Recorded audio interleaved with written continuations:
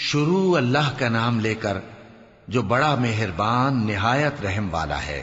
بکھیرنے والی ہواؤں کی قسم جو اڑا کر بکھیر دیتی ہیں، پھر پانی کا بوجھ اٹھاتی ہیں، پھر آہستہ آہستہ چلتی ہیں، پھر اس چیز کو یعنی بارش کو تقسیم کرتی ہیں کہ جو وعدہ تم سے کیا جاتا ہے وہ یقیناً سچا ہے، اور انصاف کا دن ضرور واقع ہوگا۔ اور آسمان کی قسم جس میں کئی رستے ہیں کہ اے اہل مکہ تم ایک اختلاف والی بات میں پڑے ہوئے ہو، اس سے یعنی عقیدہ آخرت سے وہی پھرتا ہے جو اللہ کی طرف سے پھیرا جائے۔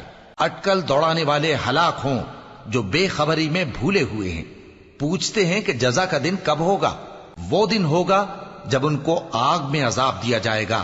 اب اپنی شرارت کا مزہ چکھو، یہ وہی ہے جس کے لیے تم جلدی مچایا کرتے تھے۔ بے شک پرہیزگار بہشتوں اور چشموں میں ہوں گے، اور جو جو نعمتیں ان کا پروردگار انہیں دیتا ہوگا انہیں لے رہے ہوں گے۔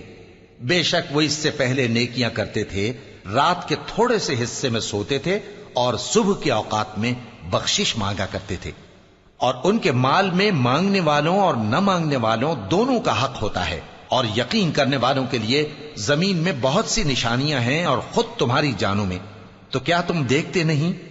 اور تمہارا رزق اور جس چیز کا تم سے وعدہ کیا جاتا ہے آسمان میں ہے، تو آسمان اور زمین کے مالک کی قسم یہ اسی طرح قابل یقین ہے جس طرح تم بات کرتے ہو۔ اے نبی، کیا تمہارے پاس ابراہیم کے معزز مہمانوں کی خبر پہنچی ہے؟ جب وہ ان کے پاس آئے تو سلام کہا، انہوں نے بھی جواب میں سلام کہا۔ دیکھا تو ایسے لوگ کہ نہ جان نہ پہچان۔ پھر وہ اپنے گھر جا کر ایک بھنا ہوا موٹا بچڑا لائے اور کھانے کے لیے ان کے آگے رکھ دیا۔ کہنے لگے کہ آپ تناول کیوں نہیں فرماتے؟ اور ان سے خوف محسوس کیا۔ انہوں نے کہا کہ خوف نہ کیجے، اور ان کو ایک دانش مند لڑکے کی بشارت سنائی۔ تو ابراہیم کی بیوی چلاتی آئیں اور اپنا منہ پیٹ کر کہنے لگیں کہ ایک تو میں بڑھیا، اوپر سے بانجھ۔ انہوں نے کہا تمہارے پروردگار نے یوں ہی فرمایا ہے، وہ بے شک صاحب حکمت ہے، خبردار ہے۔ ابراہیم نے کہا کہ فرشتوں، اب تمہارا اصل کام کیا ہے؟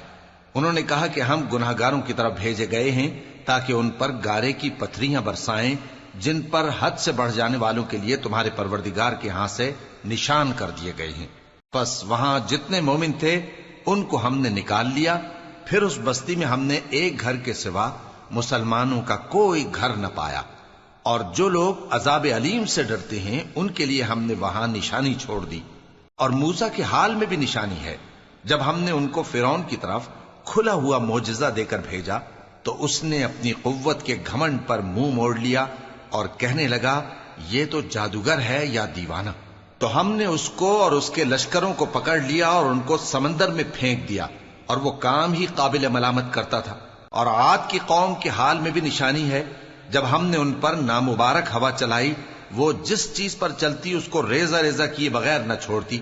اور قوم سمود کے حال میں بھی نشانی ہے، جب ان سے کہا گیا کہ ایک وقت تک فائدہ اٹھا لو، پس انہوں نے اپنے پروردگار کے حکم سے سرکشی کی، سو ان کو کڑک نے آ پکڑا اور وہ دیکھ رہے تھے۔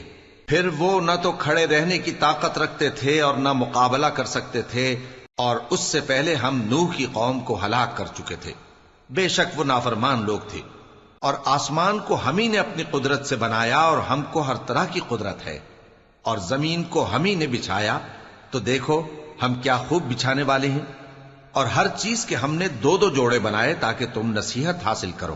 تو تم لوگ اللہ کی طرف دوڑ چلو، میں اس کی طرف سے تم کو صاف صاف خبردار کرنے والا ہوں۔ اور اللہ کے ساتھ کسی اور کو معبود نہ بناؤ، میں اس کی طرف سے تم کو صاف صاف خبردار کرنے والا ہوں۔ اسی طرح ان سے پہلے لوگوں کے پاس بھی جو پیغمبر آتا تو وہ بھی اس کو جادوگر یا دیوانہ کہتے۔ کیا یہ لوگ ایک دوسرے کو اسی بات کی وصیت کر مرے ہیں؟